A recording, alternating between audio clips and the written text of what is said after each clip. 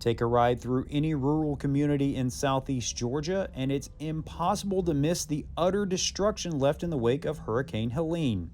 Perhaps no industry was more impacted than agriculture, as the more than 100-mile-an-hour wind gusts laid waste to any and all fields in its path.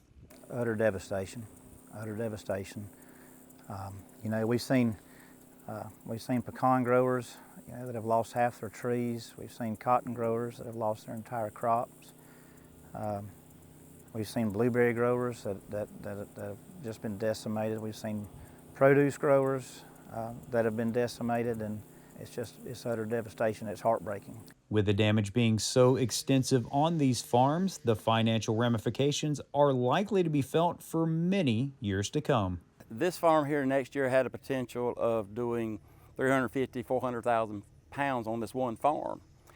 And we have another 50 acres that was new plantings, and those also have been wiped out. It's sickening. Not gonna cry about it, but it'll make you tear up.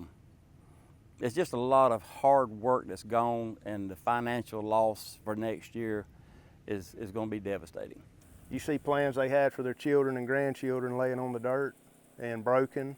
You see their retirement gone with no protection. You see an opportunity that we may not even can get here and salvage this. While the financial impact of this storm can easily be seen, the emotional damage caused by Hurricane Helene is a little harder to define. It's heartbreaking. You can kind of go home and be inside and everything be somewhat normal, and day by day, you're out here working still, looking at it, and it's heartbreaking. It's every day. As much time, labor, effort, and heart, blood, sweat, and tears has been put in it, and to see something like this happen, it's just unbelievable and unbearable. It's generational. I mean, especially in a perennial crop like pecans. These trees we're standing in here, I was in the 3rd grade. That was 39 years ago when we planted these. So, it's something you grew up with. So it has a real strong emotional pull with it. Oh man, we need all kind of help.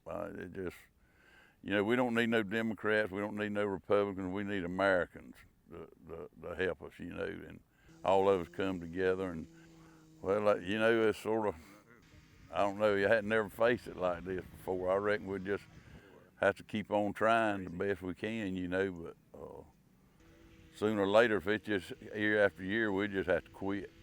This is a legitimate concern, as Helene was the second major storm in the past couple of years to make its way through the area. And with the state's #1 industry relying so heavily on southeast Georgia to provide for a number of different sectors from produce to timber, getting these farmers back on their feet is essential for the health of not only the state, but the nation as a whole. When you look at agriculture in the state of Georgia, it's 1 in 7 jobs in the state of Georgia, either indirectly or directly. Where I live here in rural South Georgia, it's about 1 in 3. And we've got to keep the American farmer in business. I mean, food security is just as a big a part of national security as national defense is. Reporting from southeast Georgia, I'm Damon Jones for the Farm Monitor.